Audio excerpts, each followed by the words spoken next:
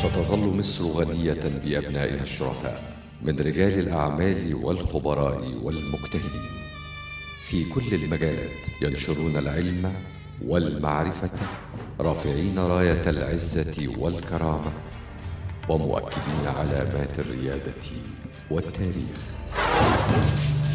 سفراء فوق العادة.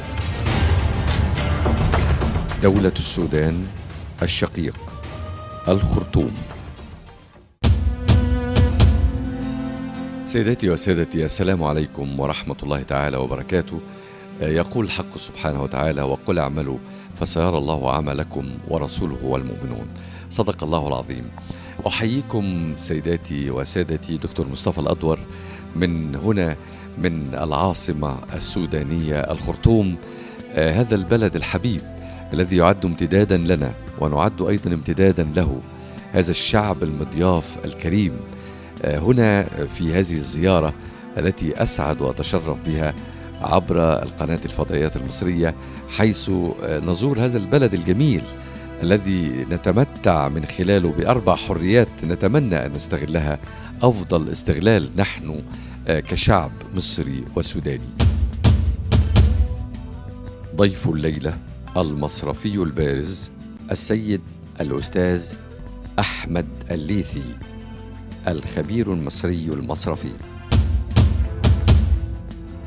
أنا موجود في البلد الجميل ده بالضبط يوم 1 يناير 2005، وساعدته ولقيت نفسي فيه، واستمريت السنوات اللي فاتوا، وبدعو ربنا إن أنهي حياتي العملية في السودان.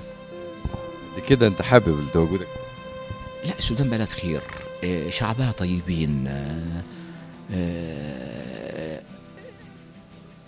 تستطيع بمنتهى السهولة بتحقق طموحك العملي في مجال اللي انت بتشتغل فيه، ايا كان هذا المجال، مجال مالي، مجال صناعي، مجال زراعي.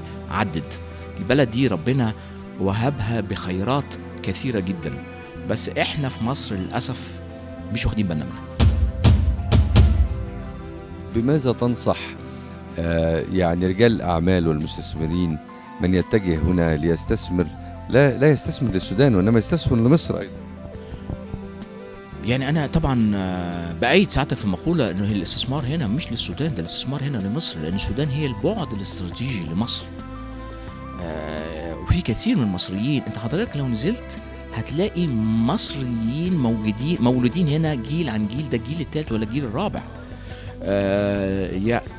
يعني أنا في مثل شعبي في السودان سمعته وعجبني جدا، بيقولك الزول يعني الرجل، الزول اللي مش خاله مصري ما يبقاش سوداني. ده معنى كده هذا المثل هو بيلخص التزاوج بين شعبين. ما أكثر الناس اللي بشوفهم اللي أساسا جده موجود من هنا وبتيجي من منصورة، من كافة ربوع مصر العامرة. يعني أنا في واحد صديق بيحكي لي لما كان في أيام الطفولة في المدرسة الابتدائية إن نزل مصر مع أبوه بتذكرة مكتوب عليها الخرطوم محطة سكة حديد مصر اللي من رمسيس، بتذكرة واحدة. ركب القطر نزل في حلفة، ركب المركب خد من أسوان وصل القاهرة. فلا، حرام مصر، يعني السودان بتنادي الخير كتير على مستوى كل مجالات، زراعة، تعدين، مؤسسات مالية، تعليم، نمت. يعني سمي أي نشاط بيتم الناس بترحب بينا جدا، الناس بتحبنا جدا.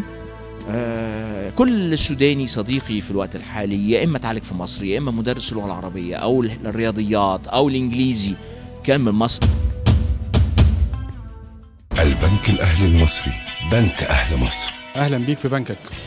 الله يخليك خليك يا فندم. بنك أهل مصر، وطبعا وبنك أهل السودان برضه يا فندم. شرفت ونورت السودان والبنك الأهلي المصري، ونتمنى ان انت تكون مبسوط من الصرح الجميل ده. الحمد لله اللي توفقنا بيه بفضل توجيهات إدارة البنك العليا في مصر، ونكون عملنا حاجة للمجتمع السوداني تقول البنك الأهلي الحمد لله امتداد للعلاقة ما بين المصريين والسودانيين، ونقدر نأمل نعمل حاجة نكون حاجة في هنا في وسط البنوك الكبيرة اللي موجودة برضه هنا ومحترمة. أكيد يعني بيفتح المجال للاستثمار ولكل المستثمرين المصريين عليهم حيجوا السودان، حيسهل لهم شغل كتير بالنسبة لهم، وحتى للسودانيين المقيمين في مصر كمان. ناس كويسين، حتى التعاون مش تعاون مثلا، لا تعاون يعني كانوا فاميلي، يعني كانوا أسرة واحدة، عائلة. البنك الأهلي المصري، بنك أهل مصر. ضيف الليلة المصرفي البارز السيد الأستاذ أحمد الليثي، الخبير المصري المصرفي. انا جيت اسست ومارست العمل في البنك السوداني المصري وتم بيعه وبعته. رجعت مصر، قعدت شهر immediately. احد رجال الاعمال الكويت اتصلوا بيا، طلب نعاونه في البنك بتاعه. فجيت، كان بنك من البنوك السمارت الكويتيه موجوده في السودان، وربنا كرمني وكنت مسؤول عن الفروع، وفتحت اكثر من 4 فروع على مستوى الولايات المختلفة. كنت متواجد بصفة مستمرة في نيالا دي عاصمة دارفور الجنوبية. أجمل أيام حياتي قضيتها هناك، أقصى قصة نجاح حققتها في دارفور. خلصت المهمة بتاعتي، رجعت مصر في 2010. نو مور بانكينج، خلاص كفاية عمل مصرفي، لازم أتجه بقى. سبت ولادي الأسرة، بقدم اعتذار طبعا لزوجتي العزيزة اللي أنا رميت عليها حمل كبير بالنسبه للولاد، لكن ربنا وفقها ووصلت بيهم لبر الامان. ودي كمان نرسل لها تحيه، لانها بتحمل رساله ان هي يعني بتقف خلف حضرتك، يعني وقفه جميله. لا طبعا يعني انا شايف ان انا واخد الجانب السهل والبسيط في الحياه، وهي اختارت الجانب الشاق، لكن بما وهب الله لها من رجاحه عقل استطاعت توصل بالولاد لبر الامان. طيبون للطيبات. الله يخليك. المرأة السودانية المثقفة التي تساهم في دعم بلدها. المرأة السودانية والحمد لله الآن يعني وصلت لأعلى المناصب في الدولة، وزيرة، مستشار لرئيس الجمهورية، قاضي في محكمة الدستورية، في كل المجالات، في الطب، في الهندسة، في كله. والحمد لله يعني أثبتت وجودها ولعبت دور يعني معتبر في تنمية السودان وتنمية المجتمع السوداني. يعني أيضا في مجال البنوك، المرأة السودانية ماذا حققت في مجال البنوك؟ حققت الكثير الآن في كل البنوك السودانية. النساء في مراكز قيادية عليا، ففي بنك السودان في مساعد للمحافظ بنك السودان سيدة، وفي كل البنوك في المناصب العليا سيدات سودانيات لديهم خبرات مصرفية، خبرات عالية وعدد أكبر. يعني ممكن تلقى في بنوك عدد السيدات أكثر من عدد الرجال. البنك الأهلي المصري، بنك أهل مصر. شكرا ان هم فكروا ان يعملوا الصرح العظيم ده في البنك الاهلي في السودان، وما استخسروش علينا اي حاجه خالص، سواء امكانيات ماديه، امكانيات معنويه، امكانيات تدريب. عملنا صرح كبير، وبنوعدهم ان احنا هنبذل اقصى ما في وسعنا ان احنا نزيد من ثقه للبنك الاهلي المصري في السودان، ونتوسع وناخد ماركت شير جيد، ويعتمد علينا فيما بعد ان شاء الله من ضمن اليات الاقتصاد السوداني. احنا كبنك اهلي ان شاء الله يعني باذن الله هنقدم المنافسه دي. يعني في ترحاب من السودانيين من اول ما جينا، وهم حابين يدخلوا البنك الاهلي وحابين يتعاملوا مع المصريين بشكل خاص. دايما في مقدمه العمل المصرفي، ويستعين بيكم دايما البنك الاهلي في التطوير الفتره اللي جايه، وفي بناء فروع خارجيه كتير ان شاء الله. البنك الاهلي المصري، بنك اهل مصر.